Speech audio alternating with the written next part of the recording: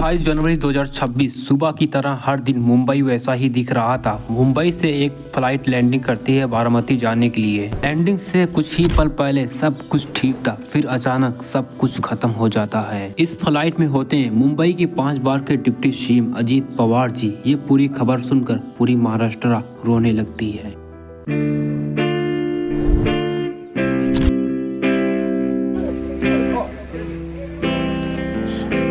अब सवाल उठता, ये एक प्लेन क्रैश था या एक प्लेन क्रैश को क्रैश करवाया गया था। सवाल उठते हैं 16 साल पुराने एयरक्राफ्ट में क्यों सफर करवाया गया अजीत पवार जी को। ब्लैक बॉक्स मिलने के बाद अभी तक क्यों खामोशी बनी हुई है। इस हादसे में सिर्फ जिंदगियां नहीं गई, किसी ने अपना बेटा को खोया, किसी ने अपना नेता को खोया और किसी ने अपना भरोसा खोया। ये समझते हैं आज की स्पेशल वीडियो के अंदर कि प्लेन को क्रैश कराया गया या प्लेन खुद क्रैश हुआ। आखिर क्या क्या सवाल उठते हैं, आइए देखते हैं आज की स्पेशल वीडियो के अंदर। जय हिंद दोस्तों, 28 जनवरी 2026 को LJ-45 एयरक्राफ्ट मुंबई से उड़ान भरती है बारामती जाने के लिए। जैसे ये प्लेन 8:45 पर बारामती पर लैंडिंग करता, वैसे ही एक बहुत बड़ा धमाका होता है।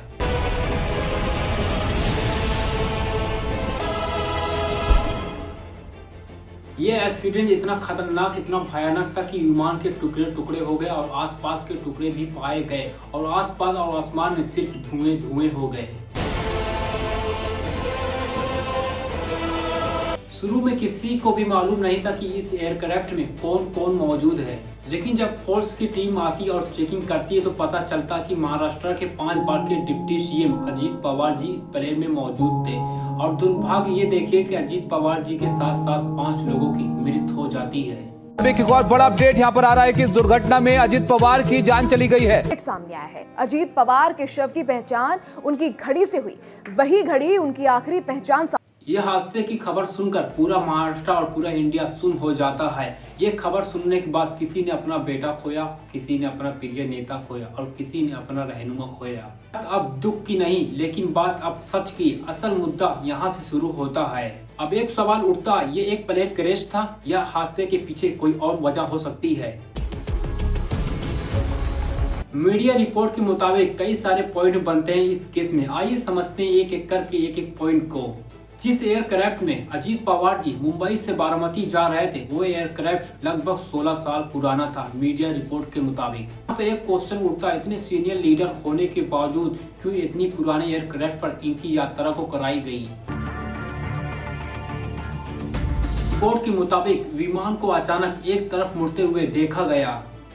विमान का अचानक मुड़ना 2 ही रीजन हो सकता है। इस वक्त बताते हैं कि जब एयरक्राफ्ट की स्पीड बहुत कम हो जाती है या एंगल बहुत ज़्यादा हो जाता तो विंग हवा को काटना बंद कर देता है और लिफ्ट खत्म हो सकती है।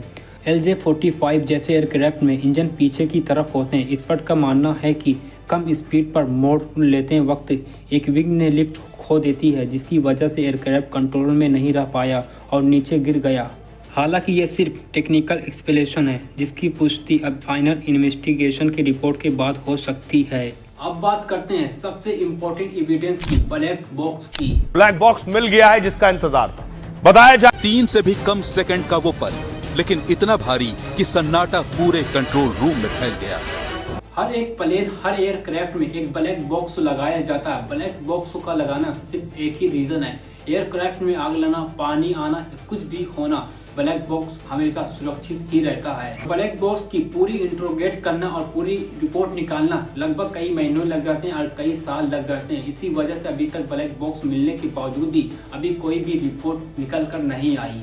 कुछ मीडिया रिपोर्ट में ये भी कहा गया कि ब्लैक बॉक्स डेटा में पायलट का आखिरी प्लेन में किसी अचानक टेक्निकल इशू का एहसास हुआ, लेकिन इस रिपोर्ट की अभी तक की पुष्टि नहीं हुई है। बंगाल सीएम ममता बनर्जी ने भी कहा कि इस मामले की जांच कोर्ट की निगरानी में होनी चाहिए, क्योंकि ऐसे मामलों में भरोसा सिर्फ ट्रांसपेरेंसी पर ही होता है। ममता बनर्जी प्लेन हादसे पर सवाल उठा रहे हैं। देश में नेता भी सुरक्षित नहीं है। ममता बनर्जी ने कहा अजित पवार बीजेपी गठबंधन छोड़ना चाहते थे, ऐसा पता चला है। उन्होंने कहा है कि मैं सुप्रीम कोर्ट की जब तक फाइनल रिपोर्ट नहीं आ सकती तब तक कुछ भी नहीं कहा जा सकता, जैसे कि हादसा या साजिश।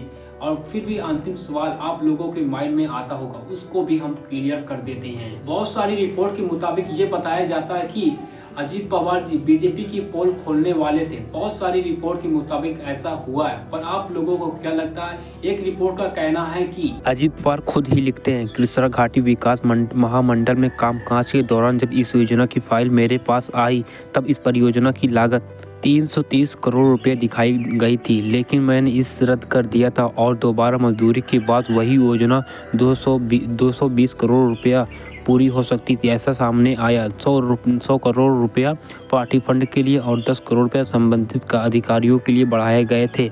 अगर ये बढ़ाई गई रकम रद्द नहीं की जाती तो राज्य में आर्थिक हाहाकार मच जाता। आप अजीत पवार जी के ट्वीट एक्स के बारे में क्या कहना चाहते हैं कमेंट सेक्शन में जरूर बताएं, और इस सारे मुद्दे को लेकर आप क्या कहना चाहते हैं कमेंट सेक्शन में जरूर बताएं। मिलते किसी और वीडियो के अंदर, तब तक जय हिंद।